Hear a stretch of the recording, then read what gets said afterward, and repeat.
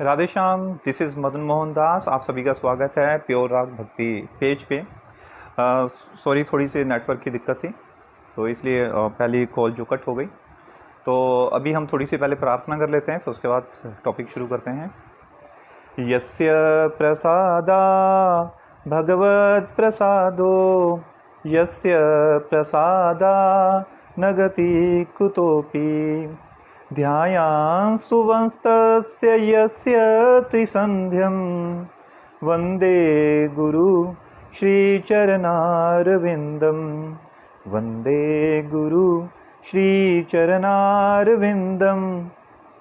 वन्दे गुरु श्रीचरणारविन्दं। राधे श्याम। सर्वप्रथम मैं अपने शिक्षा गुरु श्री श्री A.C. भक्तिवेदांत स्वामी शिला प्रभुपाद को दंडवत प्रणाम करता हूँ। उसके बाद मेरे दीक्षा गुरु शिला भक्तिवेदांत नारायण महाराज जी को साष्टांग दंडवत प्रणाम करता हूँ। उसके पश्चात मेरे रागानुगा गुरु वर्ग श्री अनंत दास बाबा जी की जो गुरु शिष्य परंपरा है, मैं उनको प्रणाम करता हूँ। तो आज एक टॉपिक है, जैसे कि मैंने आपको बताया था कि कुछ क्वेश्चन आंसर हैं, उनके ऊपर हम डिस्कशन करेंगे। तो आज का जो प्रश्न था मुझे मिला है, तो मैं प्रयास करूंगा उसका हम आपस में डिस्कशन करेंगे। और वो प्रश्न था कि कई लोगों का कहना है कि जो कृष्ण भक्त होते हैं वो सदैव ही भगवान के नाम में लगे रहते हैं। उनके हाथ में हमेशा ही जप थैली रहती है। जप थैली ना भी हो तो उनके मुख में निरंतर नाम चलता रहता है। अगर उनसे पूछा जाए कि आप नाम में क्यों रहते हो, अन्य अंग भी तो हैं, और वो कृष्ण भक्त क्या उत्तर देते हैं, वो कहते हैं कि नाम ही सर्वोपरि है, नाम से ऊपर कुछ भी नहीं। आपने एक कथा भी सुनी होगी, जब भगवान श्री राम लंका पे जाना चाहते हैं तो सभी जो बानर सेना क्या कर रही है, पत्थरों पे नाम लिख लिख के वो एक पुल को बना रही है। तो आपने ये सभी ने कथा सुनी होगी, जैसे भगवान राम ने वो पत्थर के ऊपर राम नाम ऐसे पत्थर छोड़ा तो वो डूब जाता है, जबकि जहाँ पे राम लिखा है तो वो तैरना शुरू कर देता है। तो मतलब वो कथा ये बताती है कि जो भगवान से ऊपर भगवान का नाम है। तो लेकिन यहाँ पे मैं उस कथा को रिपीट करने नहीं वाला हूँ, मैं ये बताने वाला हूँ कि क्या फैक्ट है कि भगवान से ऊपर भगवान का नाम कैसे है। क्योंकि हम आजकल जो 21st सेंचुरी है, इसके जो बुद्धिजीवी लोग हैं वो हर चीज़ को एक प्रैक्टिकल, उनको एक वैज्ञानिक तर्क चाहिए कि क्यों भगवान का नाम जो है वो भगवान से भी ऊपर है। क्या इसके ऊपर कोई वैज्ञानिक तर्क हो सकता है? जी बिल्कुल हो सकता है। हमारे गुरु वर्ग ने ये बताया है, सिखाया है, इसके ऊपर वैज्ञानिक तर्क दिए हैं। और वो क्या तर्क हैं? पहले हमें ये समझना होगा कि भगवान का नाम भगवान से ऊपर है कैसे। आप सपोज कीजिए आपके सामने राधा और कृष्ण, आप जिनकी भक्ति करते हैं, वो एकदम सामने प्रकट हो गए, तो आप क्या करोगे? कोई उत्तर दे सकता है? यहाँ पे इनबॉक्स में अभी आप लिख सकते हैं। अगर आपके सामने राधा और कृष्ण प्रकट हो जाते हैं तो आप क्या करोगे? तो हमारे मन में यही विचार रहता है कि हम जाके फटाफट उनके पहले चरण को पखारेंगे, उनकी भिन्न भिन्न स्तुतियाँ गाएंगे, और स्तुतियाँ गाने के बाद हम क्या करेंगे? हम जिससे प्रेम करते हैं अगर वो एकदम सामने प्रकट हो जाए, हमारे मन में क्या लालसा नहीं रहती उनको आलिंगन करने की? हम क्या करेंगे? हमारे मन में ये इच्छा होगी कि भगवान को आलिंगन कर लें, ताकि भगवान का स्पर्श है हमारे रोम रोम में समा जाए। लेकिन अब थोड़ा सा इस पे विचार करेंगे। जब हम भगवान से आलिंगन करेंगे, भगवान सामने प्रकट हो गए, अब जो साधक की क्या इच्छा होती है कि भगवान के दर्शन करता रहूं, उनका निहारता रहूं, उनके जो दर्शन है अपने हृदय पलट पे मैं उनकी आकृति बना लूं, उनकी फोटोकॉपी जो है अपने हृदय में उतार लूं। तो साधक क्या बोलता है कि मैं भगवान के स्पर्श करूं, चरणों को स्पर्श करूं, उनको आलिंगन कर लूं प्रेम से। तो अब जरा सोचिए, जो साधक, जो प्रेमी अपने प्रेमी को, जो प्रेमिका अपने प्रेमी को, या प्रेमी अपने प्रेमी को जब आलिंगन करता है, तब उसके शरीर का कुछ भाग ही दूसरे को टच कर पाता है। जैसे अगर हमारे सामने भगवान प्रकट हो गए हम उनको आलिंगन कर रहे हैं, तो हमारे शरीर के कई ऐसे भाग होंगे जो भगवान के साथ स्पर्श नहीं कर पाएंगे। जैसे अगर हमने भगवान को आलिंगन किया तो हमारा एक मुख का, हमारी एक गाल भगवान के हम शोल्डर पे, कंधे पे रख लेंगे आलिंगन करने के लिए, तो ये हमारी टच नहीं हुई। हमारा बॉडी का फ्रंट पार्ट भगवान के साथ टच हो रहा है, हमारी बैक साइड टच नहीं हो रही। हम जब आलिंगन करेंगे तो हमारी कूनियाँ टच नहीं हो रही। ऐसे कई चीज़ें हैं भगवान को आलिंगन करने में हम उनका स्पर्श नहीं करवा रहे हैं। जबकि एक साधक जो होता है वो रोम रोम में भगवान को बसाना चाहता है। ये बात नहीं है कि भगवान के दर्शन मात्र से वो भगवान रोम रोम में नहीं बसते हैं, लेकिन मैं नाम की महिमा जो कि दर्शनों से, भगवान के साक्षात दर्शनों से भी ऊपर है, वो कैसे है। चैतन्य महाप्रभु ने जो इस प्रेम रूपी धन का जो प्रचार किया है वो कैसे सबसे ऊपर है। यहाँ तक कि चैतन्य चरितामृत में लिखा गया है कि भगवान के दर्शनों से भी इसका कई गुना ज़्यादा फल है, और दर्शनों से भी ज़्यादा इसमें जो रसास्वादन मिलता है वो भगवान के साक्षात दर्शन में भी नहीं मिलता।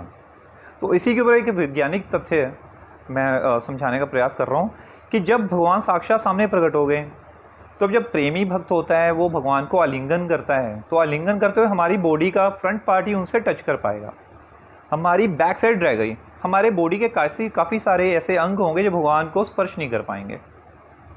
तो क्या इसमें कुछ अधूरापन नहीं है? तो अब नाम इससे ऊपर क्यों है? इसको वैज्ञानिक तथ्य से समझेंगे। इतना पता है कि हम जीवन को धारण करने के लिए वायु चाहिए। बिना वायु के, ऑक्सीजन के, क्या कोई जीव जीवित रह सकता है? नहीं रह सकता। तो जब वो ऑक्सीजन जीव कोई धारण करता है, हम जब हवा को, एयर को इनहेल करते हैं, तो वो क्या, वो एयर सबसे पहले कहाँ पे जाती है? हमारे हार्ट पे जाती है, हमारे हृदय में जाती है। तो हवा क्या करती है? वो हृदय को पंप करती है, हार्ट को पंप करती है। और जब हार्ट पंप होता है तो वो क्या करता है? जो ब्लड होता है वो बॉडी में सर्कुलेट करता है। मतलब इतना सा मुट्ठी भर जो हार्ट है, जब हवा, वायु को हम ग्रहण करते हैं, उससे हमारा हृदय जो पंप होता है, तो हृदय जब पंप होता है, हार्ट जो पंप करता है, तो वो क्या करता है? ब्लड को आगे धकेलता है, मीन्स वो पंपिंग करता है ब्लड की।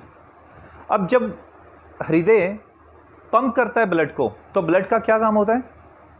वो पैर के नाखून से लेके सिर के बाल तक जो रक्त है, ब्लड है, वो इनको शक्ति प्रदान करता है। इसको ऐसे भी समझ सकते हैं कि वो जो ब्लड क्या करता है, पैर के नाखून से लेके सिर के बाल तक वो ऑक्सीजन को लेके जाता है, उनको एक शक्ति प्रदान करता है। तो आप सेम सोचिए, जो वायु हम लेते हैं उस वायु से हमारे पैर के नाखून से लेके सिर के बाल तक को शक्ति मिलती है। अब थोड़ा सा इस पे विचार कीजिए, अगर उसी वायु के साथ, उसी एयर के साथ राधे नाम का उच्चारण करेंगे, कृष्ण नाम का उच्चारण करेंगे, महामंत्र का उच्चारण करेंगे, तो क्या हमारे वो रोम रोम में सर्कुलेट नहीं हुआ? है ना एक फैक्ट। जब भगवान का नाम वायु के साथ हम लेंगे, वो एक भजन भी है ना, गाना भी है, सांसों की माला से सिमरू में हरि का नाम। सांसों की माला, सांस सांस में जब राधे नाम लेंगे, राधे नाम लेंगे, कृष्ण नाम लेंगे, तो वो कृष्ण नाम क्या होगा? हवा के साथ, वायु के साथ हृदय में पंप करता हुआ, पूरी रक्त वाहिनियों से जाता हुआ, पैर के नाखून से लेके सिर के बाल तक शक्ति क्या, एक प्रेम संचारित करेगा। और वही नाम जब हम जीवा पे लेते हैं तो जीवा क्या करती है? अब वही जैसे हम उदाहरण ले रहे थे कि अगर हमारे सामने भगवान स्वयं प्रकट हो जाते हैं, तो प्रेमी भक्त का क्या मन करता है कि मैं भगवान को आलिंगन कर लूँ, प्रेम से उनको प्यार करूँ। जैसे मैया होती है ना, मैया क्या करती है? लाला को, अपने बेटे को क्या करती है? बच्चे को क्या करती है? वो इतना जब उस पर प्यार आता है, वो क्या करती है? गोद में उठा लेती है, उसको प्यार करती है। कभी एक गाल पे प्यार करती है, दूसरे गाल पे प्यार करती है। और कभी कभी हमारा मन स्वयं क्या करता है कि हम बच्चे उसको ना खा जाएं, उसके गाल को खा जाएं। लेकिन जिससे हम प्रेम करते हैं, भगवान से प्रेम करते हैं, तो भक्त के हृदय में कई इच्छाएं आती है भगवान को आलिंगन करने की, भगवान को रोम रोम में लेने की, लेकिन फिर भी उस वहाँ पे मर्यादा रहती है। एक भक्त की मर्यादा रहती है। भक्त क्या करेगा? भगवान के गाल पे किस तो नहीं कर सकता, प्रेम तो नहीं कर सकता, कर सकता है, लेकिन फिर भी वो मर्यादा में बंधा रहता है। लेकिन नाम में वो शक्ति है, नाम में वो शक्ति है जो आपकी सारी इच्छाओं को, भक्त के हृदय पलट पे वो जो इच्छाएं रहती हैं भगवान के साथ, वो सारी की सारी पूरी कर सकता है। कैसे?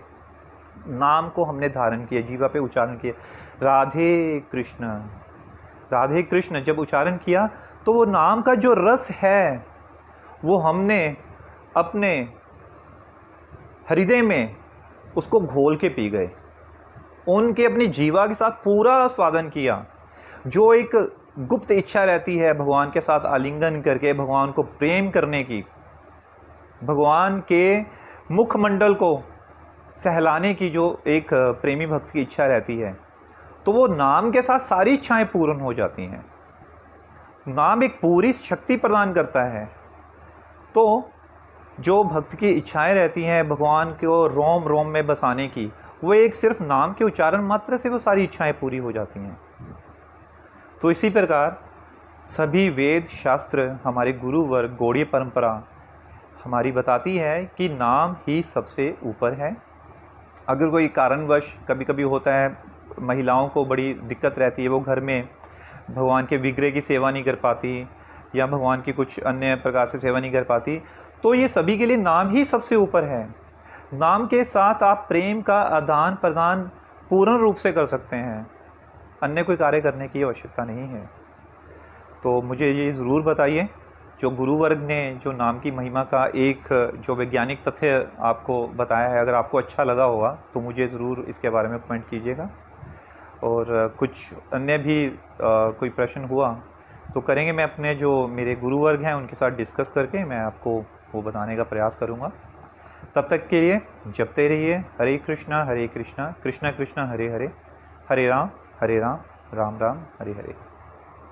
राधे श्याम।